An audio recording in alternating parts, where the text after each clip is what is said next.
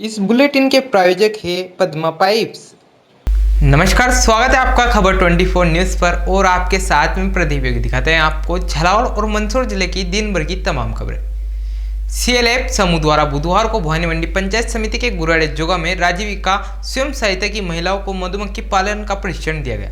Block परियोजना प्रबंधक विरमचंद सुमन ने बताया कि राजीविका समूह में जुड़ी महिलाओं को आत्मनिर्भर बनाने व रोजगार से जुड़ने के उद्देश्य से मधुमक्खी पालन का प्रशिक्षण दिया जा रहा है। इस दौरान मंगलवार को गुराड़े जोगा में राजीविका की महिलाओं को मधुमक्खी पालन करने के लिए एक दिन का प्रशिक्षण प्रगति सीएलएफ के माध्यम से दिया गया। प्रशिक्षण के दौरान सहायक अधिकारी झालावाड़ राजेंद्र ओल, कृषि महाविद्यालय झालावाड़ के प्राध्यापक डॉक्टर सुरेश, अनुसंधान अधिकारी डॉक्टर ओम प्रकाश, राजीविका से ब्लॉक परियोजना प्रबंधक विरमचंद सुमन व एआरपी द्वारा मधुमक्खी पालन का प्रशिक्षण दिया गया, जिसमें क्षेत्र की महिलाओं को प्रशिक्षित किया गया।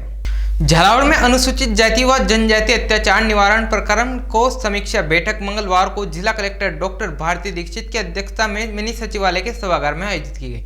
बैठक में जिला कलेक्टर द्वारा अनुसूचित जाति जनजाति कोर्ट, पुलिस व थाने में सामाजिक न्याय अधिकारिता विभाग में दर्ज निस्तारित व शेष प्रकरणों पर चर्चा, SC/ST कोर्ट में लंबित चल रहे अधिकर प्रकरणों का निस्तारण करने के निर्देश संबंधित अधिकारियों को प्रदान किए गए। इस दौरान अतिरिक्त पुलिस अधीक्षक चिरंजीव लाल मीणा, विशिष्ट लोक अभियोजक SC/ST कोर्ट विवेक सक्सेना, सहायक निदेशक अभियोजन कमलेश शर्मा उपस्थित रहे। सुनेल में एसडीएम अभिषेक चारण ने कहा कि रोशनबाड़ी लघु सिंचाई परियोजना बांध विस्थापित को भरोसा दिलाया कि इन सभी मांगों का मामला 8 दिसंबर को पंचायत समिति सुनेल के सभागार में आयोजित होने वाली जन सुनवाई शिविर में रखेंगे। इन जन सुनवाई जिला स्तर में अधिकारी व रोशनबाड़ी लघु सिंचाई परियोजना से लंबित सभी अधिकारी मौजूद रहेंगे, जिसमें जायज मांगों का समाधान करने का भरसक प्रयास किया जाएगा। एसडीएम के आश्वासन के बाद कुछ शर्तों के साथ विस्थापित द्वारा बांध निर्माण कार्य रोकने, धरना प्रदर्शन कार्य स्थगित करने का दिया।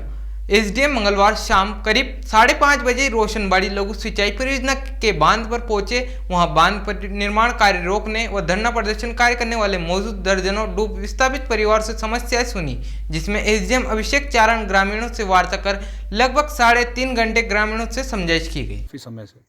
और अब प्रोजेक्ट का जो है लास्ट फेज चल रहा है और उसमें कार्य शुरू किया गया था, बट ग्रामीणों की कुछ जेन्युइन चिंताएं थी, जैसे कि कुछ एक का मुआवजा राशि मिली नहीं है अभी मकान के लिए, जो रिहेबिलिटेशन और रीसेटलमेंट में मिलती है।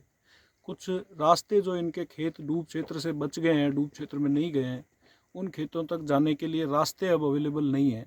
उसके लिए भी इन लोगों ने रिक्वेस्ट की है कि हमारा कोई रास्ता ऐसे प्रकार का अवेलेबल करवाया जाए।